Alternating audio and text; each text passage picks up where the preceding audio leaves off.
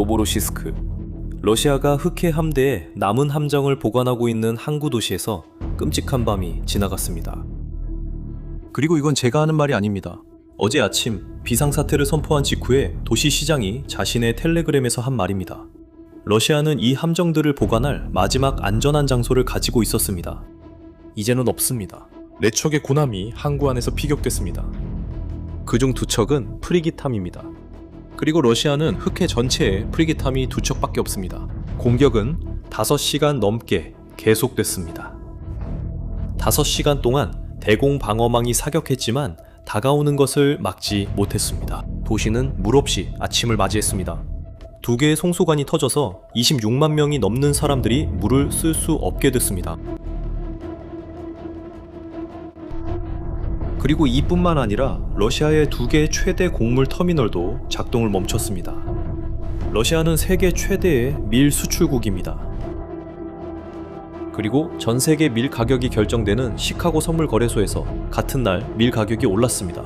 그리고 이 모든 일이 벌어지는 동안 푸틴은 나라 반대편에 있었습니다.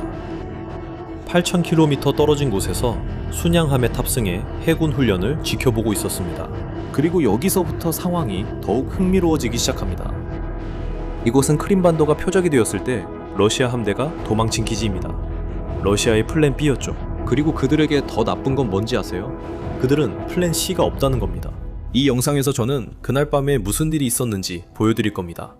그곳에 있던 사람이 직접 촬영한 영상입니다. 그리고 러시아가 스스로 빠진 함정도 보여드릴 겁니다. 그들은 그걸 보호라고 생각하고 직접 만든 거죠.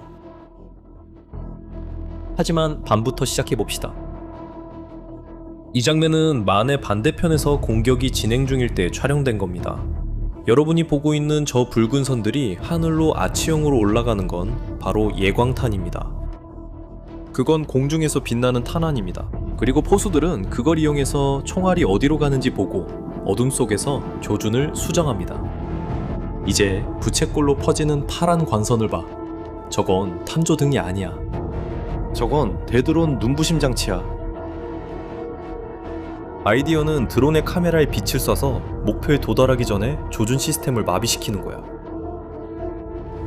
그리고 저기 가운데 천천히 내려오는 주황색 점이 그들이 격추시킨 드론이야. 하지만 하나가 떨어질 때마다 많은 드론이 지나가. 그리고 그 도시 위를 지나가던 게 뭔지 가장 잘 이해하는 방법은 그 아래에 있던 사람들의 말을 듣는 거야. 젠장. 이게 도대체 뭐야? 저거 전투기야 젠장! 우포야? 뭐야 이봐 저거 봐! 저 사람들 말 좀 들어봐. 그들은 이름을 모르는 무언가를 보고 있어. 그들 중 한 명이 저게 뭐냐고 물어봐. 다른 한 명이 저건 제트기라고 대답해. 그리고 나머지는 욕설이야. 그들이 맞았어. 진짜 제트기였어.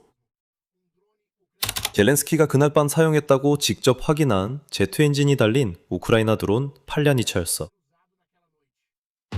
그리고 도시의 다른 지점에 있는 또 다른 그룹이 그들 위로 낮게 지나가는 드론을 촬영하고 있었어. 그들의 목소리에서 놀란 기색이 느껴져.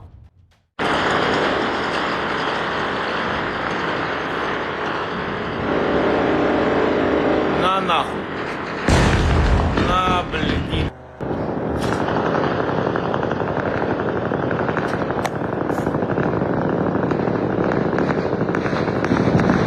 그렇게 5시간이 흘렀어. 그리고 그들이 이룬 성과는 더욱 놀라워. 왜냐하면 노보로시스크는 주변에 도시가 있는 해군기지가 아니거든. 노보로시스크는 러시아에서 가장 큰 상업 항구 중 하나이고 그 안에 해군기지가 있어. 여기가 항구야. 해가 뜨고 있어. 저기 크레인 사이로 버섯처럼 피어오르는 검은 기둥들. 밑에 주황색 불길이 보이는 곳이 바로 화물 터미널이야. 그리고 이 항구에는 동시에 3가지가 있어. 셰스카레스 석유 터미널이 있는데 이곳만 해도 러시아 석유 수출의 30% 이상을 차지해. 이 나라에서 가장 큰 곡물 터미널 2곳도 있는데 그중 하나는 연간 850만 톤의 처리 능력을 가지고 있어. 그리고 해군 기지도 있어. 이 모든 게 한 곳에 모여 있지. 그리고 이 모든 곳이 같은 밤에 공격당했어. 두 곡물 터미널 모두 운영을 중단했어. 그리고 이건 러시아만의 문제가 아니야. 왜냐하면 러시아는 세계 최대의 밀 수출국이거든. 그리고 그 밀의 대부분이 흑해를 통해 나가. 시카고에서 밀 가격은 같은 날 약 3% 올랐어. 그리고 러시아 곡물 로비는 이미 이런 공격이 계속되면 흑해를 텀한 수출이 완전히 멈출 수 있다고 경고해왔어. 이렇게 되면 아프리카와 중동에서 식량 가격이 오르게 될 거야. 그래서 러시아 항구에 대한 공격이 새 대륙의 빵값에 영향을 준 거야. 그리고 항구만이 아니었어. 주거용 건물들도 공격을 받았고 자동차들도 파괴됐으며 도시는 물이 끊겼어. 이제 나는 선박들에 대해 이야기해야 해. 왜냐하면 우크라이나가 이렇게 한 이유가 바로 그거야. 젤렌스키는 이 작전을 공개적으로 인정했고 노보로시스크를 흑해에 있는 러시아 함대의 마지막 주요 거점이라고 불렀어. 그는 이번 공격에서 세 가지가 동시에 사용되었다고 말했어. 제트 드론, 넵튠 대함 미사일, 그리고 해상 드론이야.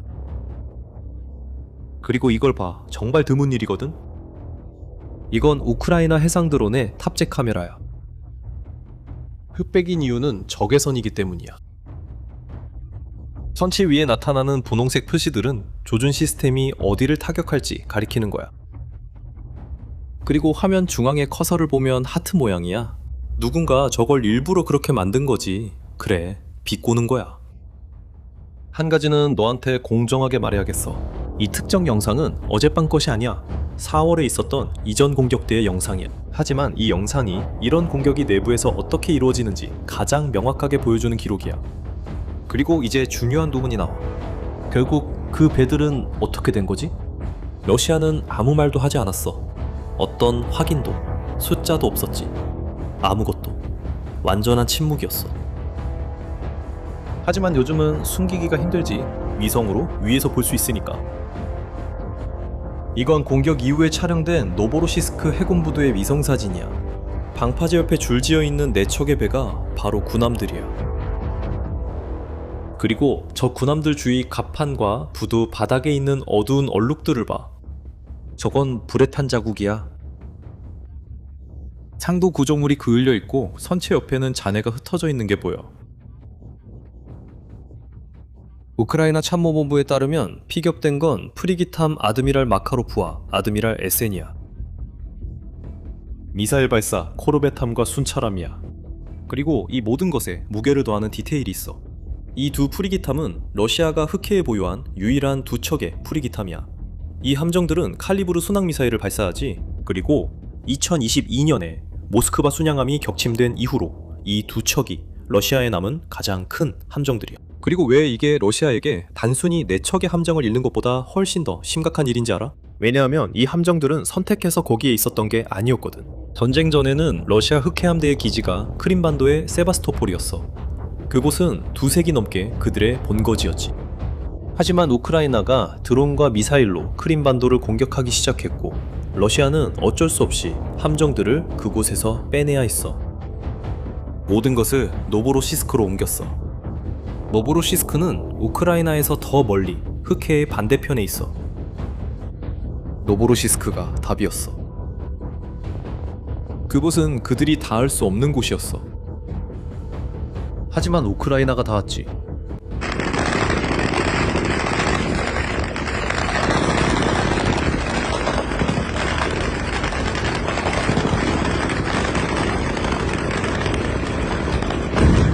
최전선에서 300km가 넘는 거리야. 그리고 제3의 기지는 없어. 흑해에는 함대를 수용할 수 있는 다른 러시아 항구가 존재하지 않아. 그들은 이동할 선택지가 없어. 이제 나와 함께 작년 12월로 돌아가 보자. 그 항구 안의 잠수함에 대한 우크라이나의 공격 이후 러시아는 해상드론 문제를 한 번에 해결하기로 결정했어. 그들은 항구 입구를 막고 바지선과 부유장벽을만 입구에 가로질러 설치해서 어떤 수상드론도 들어올 수 없게 했어. 그리고 효과가 있었어. 해상드론에 대한 장벽으로서 효과가 있었지. 하지만 그게 또 뭘 의미하는지 잘 봐. 아무것도 들어올 수 없으면 아무것도 나갈 수도 없어. 우크라이나 드론이 들어오는 걸 막는 그 장벽이 러시아 군함이 빠르게 나가는 것도 막는 바로 그 장벽이야. 그래서 공격이 시작됐을 때 군함들은 기동하지 못했어. 흩어지지도 못했지. 그들은 더 어려운 표적이 될 수 있는 공해로 나가지도 못했어. 부두에 줄지어 멈춰 있었고 자신들이 만든 장벽 뒤에 있었지. 해군 분석가는 4월에도 이미 노보로시스크의 방벽이 감옥이 되어버렸다고 썼어.